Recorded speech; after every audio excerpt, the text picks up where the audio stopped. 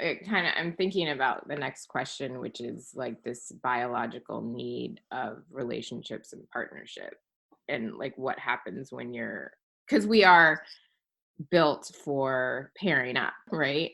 So like where alcohol, you stop drinking, you don't go to the bar, you don't pick it up. With love addiction, like how do you get back in there? Well, I think that's a good question. I mean, what you're saying is if your goal, not everybody gives, harm reduction says that not everybody overcomes a drug or alcohol addiction by quitting entirely. Yeah. And there are reasons you might try to continue with it.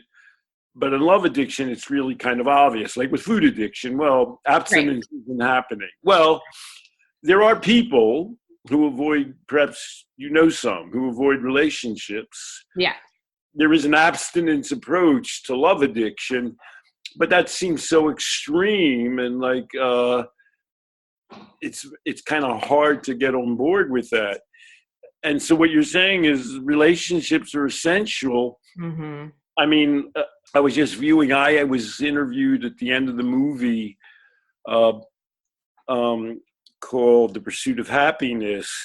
And I quoted Freud. Freud said there are two essentials to living a life: to work and to love. I mean, having loving relationships is pretty fundamental to being a human being.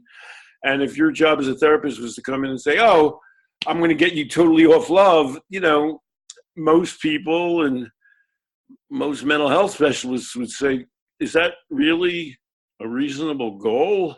Mm-hmm. So you are left with love and addiction when you work with a person and trying to help them build a foundation and a style of creating healthier, more fulfilling relationships. Yeah.